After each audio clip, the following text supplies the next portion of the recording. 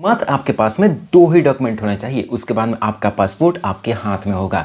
इसका प्रोसेस क्या होता है सब कुछ आपको इस वीडियो में पता चलेगा। आखिर पुलिस वेरिफिकेशन कैसे होता है और पासपोर्ट ऑफिस में कौन कौन से क्वेश्चन पूछे जाते हैं, कैसे आपका डॉक्यूमेंट वेरीफाई वहाँ पे होता है, कैसे वहाँ पर रिजेक्ट होने का चांस रहता है और कैसे रिजेक्ट नहीं होगा, सब कुछ आपको एक ही वीडियो में कंप्लीट आपको मिलेगा। मतलब पासपोर्ट ऑफिस से आपको रिटर्न आने की कोई भी नौबत नहीं आने वाली है, कोई भी दिक्कत नहीं होने वाला है अगर आप इस वीडियो को पूरा देख लेंगे। तो सबसे पहले हम पहुंच गए अपने पासपोर्ट सेवा केंद्र जो कि पटना में है। वहां पर पहुंचे पीएसके सेंटर पासपोर्ट सेवा केंद्र। हमारा जो है, हम स्टेट बिहार से हैं भाई, और बिहार से हमारा जो स्टेट जो पासपोर्ट सेवा केंद्र जो आता है वो है पटना में। तो पटना जैसे ही गए वहाँ पर बोर्ड ऑफिस के पास में पहुँचने से पहले खूबसूरत वादियों को हमने नज़ारा देखा। काफ़ी सारे मतलब कि पुल जो नीतीश कुमार बनाए हैं, जैसा कि आप देख सकते हैं खूबसूरत नज़ारा है। और रोड तो एकदम चकाचक बना दिए हैं भाई साहब, कहीं पर भी गड्ढे नहीं दिखाई दिए। तो मैं और मेरे एक दोस्त जो कि बिपिन जी हैं, उनके साथ में हम पटना पहुँच गए। कड़ी मशक्क़त के बाद में, बरसात का मौसम था, कीचड़ भी था, पानी भी थोड़ा रिमझिम बरस रहा था, टिप टिप बरस रहा था। तो जैसे जैसे करके हम लोग 2-2.5 घंटे के अंदर में पटना पहुंच गए। और हमारा जो रिपोर्टिंग टाइम था 12:45 पे था और हम पहुंच गए थे मतलब कि 11:30 बजे के करीब में। तो वहाँ पर जैसे पटना बोर्ड ऑफिस के पास पहुँचे तो बहुत सारा मतलब कि देखा कि बहुत सारा दुकान लगा हुआ है, कैंप लगा कर लोग वहाँ पे हैं। तो गाइज यहाँ पे पासपोर्ट ऑफिस में आने के बाद में आपको 3 चीज़ की ज़रूरत पड़ेगी। सबसे पहले अपॉइंटमेंट लेटर जो आपने अप्लाई किया है तो उसको आप जीरोक्स निकलवा लीजिएगा आधार कार्ड का, और आधार वेरीफाई होना चाहिए, ऐसे टिक लगा होना चाहिए, जो कि मैं स्क्रीन पर दिखा दूंगा। और तीसरी जो चीज़ है, जो मैट्रिक का जो आपका 2 साल वाला जो मिलता है, 2 साल के बाद जो मिलता है फाइनल जो प्रमाण पत्र जो 10th वाला होता है उसको देना पड़ेगा। उसके बाद में आप एंट्री करेंगे। तो चलते हैं आगे। अभी टाइम तो 11 हो रहा है, मेरा तो 12:45 बजे के करीब है। ठीक है, तो अंदर जाएंगे तो आपको बताएंगे कि कैसा है, अंदर क्या क्या करना पड़ता है, सब कुछ आपको दिखाएंगे। ठीक है, बहुत सारे यहाँ पे लैपटॉप लगा कर, यहाँ पे देखिए बहुत सारे दुकान है। यहाँ पे लैपटॉप से मतलब आधार वेरीफाई होता है। मैं आपको दिखाता हूँ, इस प्रकार से आपको वेरीफाई करना पड़ता है। ठीक है, ऐसा टिक होना चाहिए, फिर आपका काम होगा। और ये देखिए इंडस्ट्रियल एरिया जो कि, और सामने यहाँ पे देख सकते हैं दैनिक जागरण का ये ऑफिस है। और सीधे यहाँ से आएंगे, पता नहीं ये कौन सा है भैया, ये कौन सा है ये फैक्ट्री? Airtel office.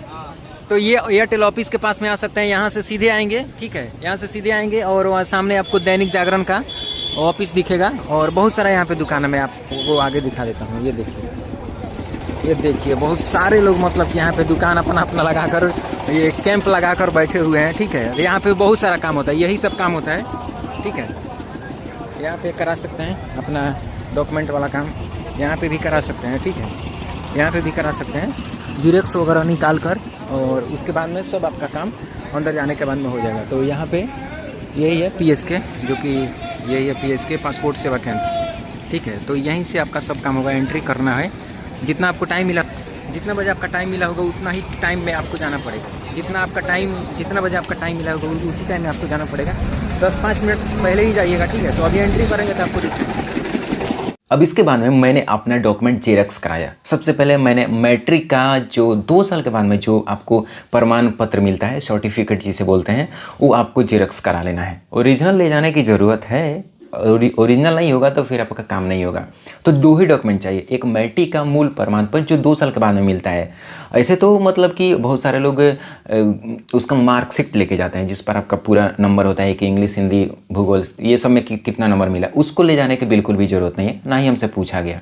ठीक है, तो 2 डॉक्यूमेंट आपको चाहिए, एक तो आधार कार्ड चाहिए और एक मैट्रिक का जो 2 साल के बाद में मिलता है वो चाहिए। उसका मैंने जेरॉक्स कराया, और जेरॉक्स कराने के बाद में आधार कार्ड का जो इस प्रकार से आप देख रहे हैं, इस प्रकार से आपका आधार वेरीफाई होना चाहिए। ऐसा क्वेश्चन मार्क वाला, ये येलो कलर का जो क्वेश्चन मार्क है, ऐसा नहीं होना चाहिए, बल्कि इस प्रकार से वेरीफाइड होना चाहिए, तब जाकर वो आधार कार्ड आपका वैलिड होता है। वरना पासपोर्ट सेवा केंद्र से आपको बाहर निकाल दिया जाएगा, बोला जाएगा कि चाहिए वेरीफाई करके आइए। हालांकि 100 रुपये में इन्होंने वेरीफाई कर दिया, मेरा तो 100 रुपया लगा, तो मैंने वहीं पर अपना आधार कार्ड वेरीफाई करा लिया। और हाँ, इस आधार कार्ड को वेरीफाई करने का आपको चार्ज जो लगेगा वो 100 रुपये लगेगा। जो पासपोर्ट सेवा केंद्र के बाहर बहुत सारे ऐसे देख सकते हैं कि बहुत सारे लोग बैठे हुए हैं, इसी काम के लिए बैठे हुए हैं। आधार वेरीफाई करने के लिए, आपका जेरॉक्स निकालने के लिए। हालांकि यहाँ पे 5 रुपये जेरॉक्स होता है, और अगर आप आधार कार्ड को इस प्रकार से ग्रीन टिक वाला वेरीफाई करवाते हैं तो आपको 100 रुपये चार्ज देना पड़ता है। तो समझ जाइए, नहीं तो अपने गाँव जवार से ही अगर नज़दीकी अपने साइबर कैफ़े में अपने नज़दीकी मार्केट से करा कर जाएंगे तो हो सकता है कि वहाँ पर 10-20 रुपये में हो जाए। लेकिन पटना बोर्ड ऑफिस के पास में जब पहुँचेंगे ना, वहाँ पे मतलब कि पासपोर्ट सेवा केंद्र के पास में पहुँचेंगे तो आपको वहाँ पे चार्ज ज़्यादा देना पड़ेगा, क्योंकि वहाँ पे बहुत रिक्सी होता है। वहाँ पे कैंप टेंट लगा कर बैठना, ऐसे छतरी लगा कर बैठने में मतलब बहुत सारे लोगों को प्रॉब्लम होता है। तो जानते ही हैं कि पुलिस का लफड़ा होता है, तो अगर रिस्क नहीं उठाएंगे तो फिर कैसे होगा भाई, आपका काम फिक्स कैसे होगा। तो इस प्रकार से वहाँ पे थोड़ा बहुत मतलब प्रॉब्लम होता है, चार्ज ज़्यादा लगता है लेकिन काम आपका हो जाता है। और हाँ, एक बात और इम्पोर्टेंट बता देता हूँ कि एक बार वो लोग निकाल कर दे देते हैं आधार कार्ड वेरीफाइड टिक वाला, तो ये नहीं कि आपका जो भी आधार कार्ड होगा वो ऑनलाइन हमेशा के लिए वेरीफाई हो जाएगा, ऐसा नहीं है। आपको जब भी डाउनलोड करेंगे ना तो ग्रीन टिक ऐसा दिखाई देगा, ठीक है।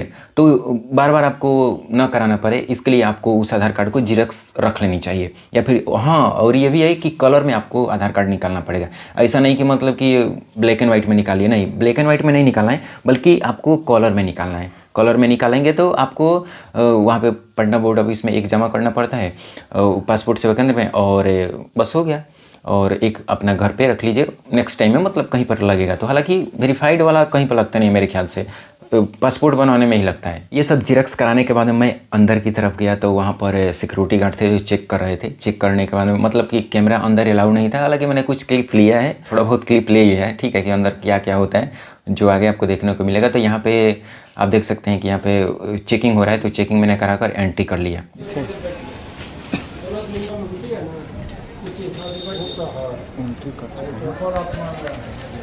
यहाँ पे चेकिंग हो रहा है, चेकिंग करने के बाद में अंदर जाएंगे, ठीक है। बहुत सारे हमारे भाई। अब एंट्री करने के बाद में पहला स्टेप होता है कि आपको डॉक्यूमेंट दिखाना पड़ता है। वहाँ पे टोकन नंबर मिलता है। टोकन नंबर जैसे मेरा मिला था N511, मतलब नंबर 511 मिला था। और फिर मैंने एंट्री किया, ठीक है। तो अंदर गया, उसके बाद में आपको मतलब वहाँ पे सारे डॉक्यूमेंट पे आपको सिग्नेचर करना पड़ता है, और फिर आपको टोकन नंबर मिल जाता है। टोकन नंबर मिलने के बाद में आपको वेटिंग हॉल में आपको देखना पड़ता है, एक बोर्ड पे लिखा रहता है, एक नंबर होता है कि आपको फिर से वहाँ से बुलाया जाता है, और या फिर नंबर देकर आप आगे जा सकते हैं, ठीक है। तो वहाँ पर बैठिए और देखिए कि आपका मतलब कितना नंबर है। जैसे कि N50 है, N70 है, तो वहाँ पे ग्रीन टिक आ जाएगा। तो ग्रीन टिक हो गया तो समझिए कि आगे बढ़ जाइए। जब वहाँ से ग्रीन सिग्नल मिल जाएगा तो आपको वहाँ पे आगे जाना पड़ेगा, और आगे जाने के बाद में प्रोसेस ये होता है कि आपको, जैसे मैं यहाँ पे ऐसे बैठा हूँ, तो मैंने चेयर पे बैठ गया, सामने जो ऑपरेटर होते हैं, मतलब कि जो भी अधिकारी होते हैं, जो यहाँ पे DSLR कैमरा लगा होता है आपके तरफ होता है, और एक डिस्प्ले ऐसा होता है, एक डिस्प्ले ऐसा होता है, और एक डिस्प्ले उनके तरफ होता है। तो जो भी इन्फॉर्मेशन होगा जो आपने ऑनलाइन किया होगा सब कुछ आपको दिखेगा। तो आप देख सकते हैं, चेक कर सकते हैं कि गांव का नाम, पता, फादर का वगैरह का कुछ मिस्टेक तो नहीं है। तो वे लोग कुछ मिस्टेक होता है तो वहाँ पे एडिट कर सकते हैं, वे लोग कर देते हैं। आप बोलिएगा कि हाँ फादर का नाम में या फिर मेरे नाम में मिस्टेक वगैरह हो गया, तो वो लोग एडिट कर देंगे, ठीक है। हालांकि वो लोग खुद ही डॉक्यूमेंट देकर वेरीफाई करते हैं कि नाम में मिस्टेक हुआ है, तो वो लोग खुद ही बोल देते हैं कि नहीं आपने ये नाम गलत किया है, तो आपके आधार कार्ड से देख कर वो सही कर देते हैं। इसके बाद में क्या होता है कि आपका लाइव मतलब कि फ़ोटो खींचा जाता है। तो मस्त ऐसे करके रहिए और कैमरा में देखिए, एकदम फ़ोटो खींचा जाएगा और वही फ़ोटो आपके पासपोर्ट पे छप के आता है, ठीक है। इतना होने के बाद में वहाँ पे एक PA नंबर मिलता है, और वो पता नहीं कौन सा नंबर होता है, मतलब कि यहाँ पे नीचे लिख देते हैं इस प्रकार से, और फिर आपको भेज दिया जाता है B ब्लॉक में और C ब्लॉक में।